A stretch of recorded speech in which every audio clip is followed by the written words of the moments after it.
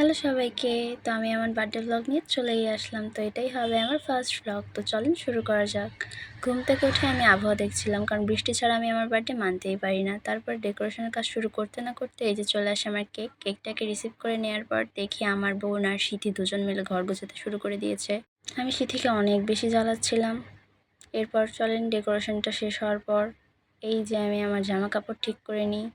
এরপরেই যে আমার বাচ্চাদের জামা ছিল এটা। তারপরে আমি আমার মুখে আইস রোলার ঘষে স্নান করতে চলে যাই। স্নান করে এসে আমি আরেকটু রূপচর্চা করছিলাম।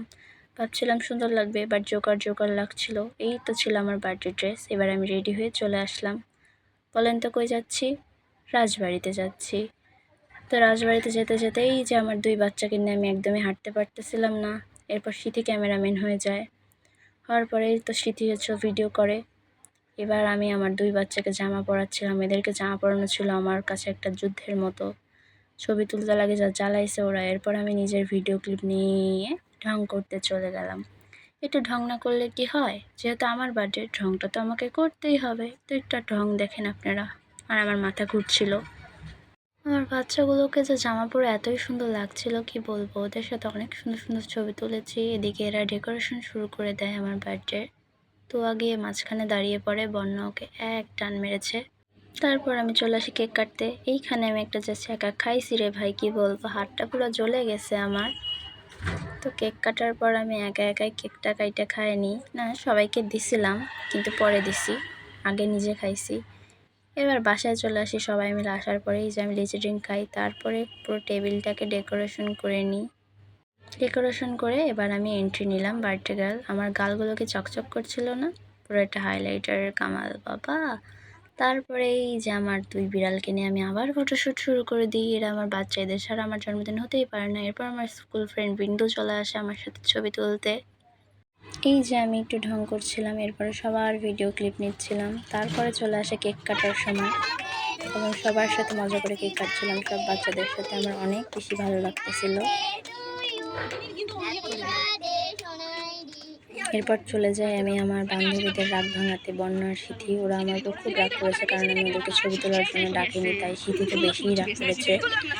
তারপরে এই তো ওদের রাগ ভাঙিয়ে আবার ওদের সাথে ছবি ভিডিও তুলে নিই।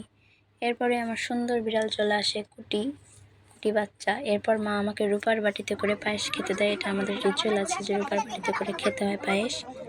দেখে মা আমাকে আশীর্বাদ করছিল, আর কি যেন বলতেছিল। মায়ের সাথে আমি কি নিয়ে যেন কথা বলতেছিলাম, মনে করতেছে না। এরপর চলে আসে আমার বড় মা আমাকে আশীর্বাদ করতে। বড় মা আমাকে আশীর্বাদ দিচ্ছিল আর কি যেন বলতেছিল। সবাই আমাকে মিষ্টি খাওয়াচ্ছিল, মানে পায়েস আমি খেতে পারি না আসলে, মিষ্টি জাতীয় কিছুই আমি খেতে পারি না, মিষ্টি আমার পছন্দ না। তারপরেই তো প্রণাম করে নিচ্ছিলাম আমি বড় মাকে। এরপরে চলে আসলো আমার সোনামা। সোনামা এসে আমাকে আশীর্বাদ করতেছিল, কি বলতেছিল সব বলে আশীর্বাদ করতে হয়, এসবই বলতেছিল ওরা। আমি আবার ছোটো মার সাথে উলু দিচ্ছিলাম। এটা হলো আমার ছোটো মা। এদেরকে আমি বলেই দিচ্ছিলাম যে আমার বিয়ের সময় যেন আমাকে আচার দিয়ে আশীর্বাদ করা হয়, আমি মিষ্টি খাইতে পারি না। তারপরে সবাইকে প্রণাম করে নিচ্ছিলাম। এরপর চলে আসে সাকিব ভাইয়া আমাকে আশীর্বাদ করতে। এই যে আমি আর মিষ্টি খাইতে পারতেছি না, মুখ দেখেই বোঝা যাচ্ছে। তারপরেই তো সবার সাথে ছবি ভিডিও করতে চলে যাই। এই যে এদিকে খাবার দাবার বাড়া হচ্ছিল। এই যে লক্ষণ হয়ে করেছে নাড়ু, সে ভিডিওতে আসতে নারাজ, কিন্তু ওকে আমি নিবই। শিবাদার সাথে ভিডিও করতে করতে লক্ষণকে নিয়ে নিই। এটা ছিল স্বর্ণাদি, এটা অনু। তারপরেই তো সবাই পিং পড়েছে, পুকিরা। সবার সাথে ভিডিও ক্লিপ নিচ্ছিলাম। এই যে সবাই খেতে বসে পড়ে। এরপর এটা হচ্ছিল আমার সব থেকে ফেভারিট ভিউ। আমার দুই বান্ধবী খাইতে বসছে। বন্যা তো যেখানেই যায়, বন্যা খুবই হাড্ডি চাবাইতে ভালোবাসে, আর ওকে আমি এইভাবে ভিডিও করতে খুবই ভালোবাসি। আমার খুব ভালো লাগে, কি যেন বলতেছিল। তারপরে আমি সবাইকে জ্বালাই একটু। চলো দেখে নিই কে আমাকে কি গিফট করলো। এই মিনি কুকারটা আমি আমাকে গিফট করছি, সাথে স্প্যাচুলা। আর সাকিব ভাই হাইল্যান্ড থেকে অনেক কিছু দিছে। আর আমার মা আমাকে ব্যাক কভার, ইয়ারফোন দিছে, ঘড়িটা গিফট পাইছি। এটা আমার ছোটো বোন আমাকে দিছে, বাকি সবাই আমাকে টাকা দিছে। এরপর আমার ছোটোবেলার ফ্রেন্ড সিথি, ও আমাকে নিজের হাতে বানাই এই কার্ডটা দিছে। আমি অনেক বেশি হ্যাপি হয়ে গেছিলাম, সাথে ইমোশনাল এই কার্ডটা পেয়ে। কারণ আমাকে হাতে বানানো কেউ কিছু গিফট করলে আমি অনেক বেশি হ্যাপি হয়ে যাই। আর আমি সিথি বন্যা ছোটোবেলা থেকে ফ্রেন্ড, অনেক বেশি গভীর বন্ধুত্ব আমাদের। তারপরে এই তো এটাই ছিল আমার gift. Thanks for watching, by.